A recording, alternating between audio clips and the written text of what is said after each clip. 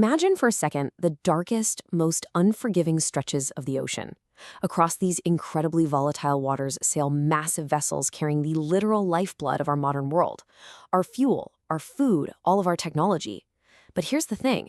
What truly commands these titans of the sea isn't their massive diesel engines or their heavy steel hulls. It's actually a hidden web of invisible, super high-stakes ink. Welcome to this explainer, where we're going to dive deep into the shadows of global trade. Just think about this scenario. What actually happens when a war suddenly erupts mid-voyage? Or when a multi-million-dollar ship carrying thousands of tons of precious cargo is just lost to the ocean? You see, this isn't just a physical disaster. It immediately triggers a massive financial shockwave that ripples right through the entire global economy. So today, we're going to uncover the really intense, dramatic legal forces that govern all these massive risks. Let's start right at the top with Act 1, the master of the vessel. The absolute master key to everything we're talking about today is called the contract of affreightment. Now I know, it sounds like incredibly dry legal jargon, but do not let that fool you. This is definitely not just some boring piece of paper stuffed in a dusty filing cabinet somewhere. It's a remarkably powerful legal instrument that literally dictates the flow of millions of dollars on the highly unpredictable high seas. Every single thing in global shipping starts right here. It's the absolute blueprint for exactly who carries the physical risk and who walks away with the financial reward, all in exchange for a sum called freight. Moving on to Act 2, bareboat, the disponent owner. So how is control of a massive, incredibly complex vessel actually handed over from one entity to another? Well, in what's called a bareboat charter, the original owner essentially hands over a completely blank, multi-million-dollar canvas. The charterer steps in and takes full possession and control. I mean, they hire the captain, they pay the crew, they manage all the navigation. Basically, they become what the industry calls the disponent owner. Meanwhile, the actual registered owner just steps back, takes a modest hire payment for the lease of the ship, and totally avoids the operational headaches. This is exactly why financiers and big investors who have absolutely zero maritime expertise love this method. They get to own a ship as a lucrative investment without ever needing to know how to actually sail the thing. Which brings us to Act 3, time and voyage charters. But hey, what if you don't actually want to run the ship yourself? This is where non-demise charters come in, and it brilliantly illustrates the core difference in the maritime world. Think of it like this.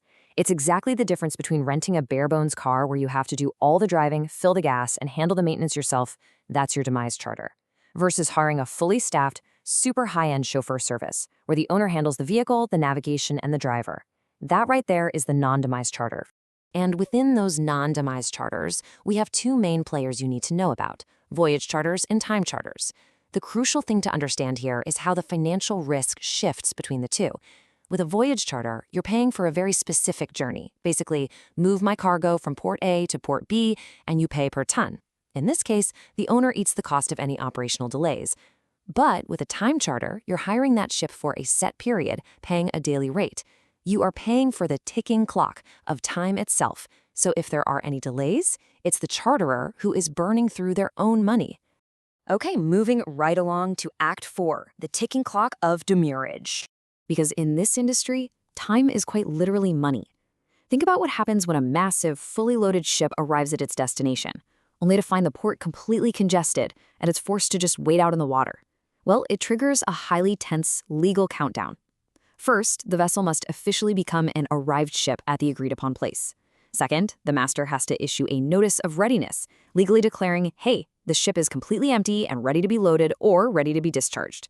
And only then does laytime commence. Laytime is the free time you're allowed to load or unload. And let me tell you, the tension absolutely skyrockets the second that final step starts the clock. Why? Because once that free laytime runs out, we enter the painful world of demurrage. Demurrage is basically liquidated damages paid directly to the shipowner for detaining their vessel.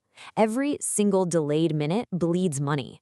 A boring port traffic jam quickly turns into a high-stakes financial thriller where thousands and thousands of dollars are just evaporating into the salty air every single day that ship sits idle.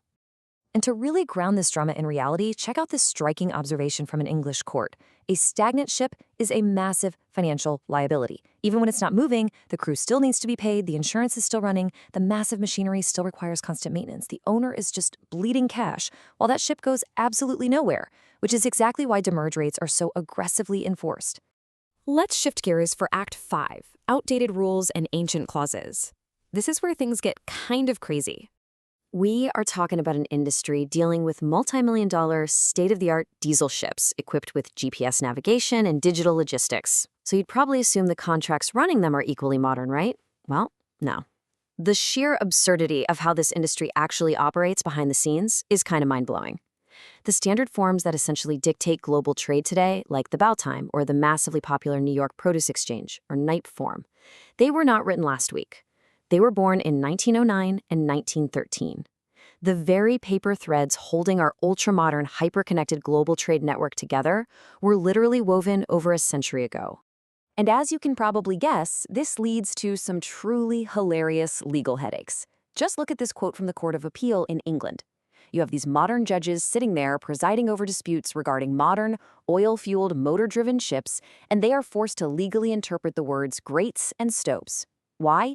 Because the 1913 NYPE form was written for crews who were literally shoveling coal into open fires. It's wild, but these ancient forms just stubbornly refuse to modernize. And because they are so old, they are famously vague, leaving the doors to litigation wide open. Literally, a single word can trigger a massive legal battle between global corporations.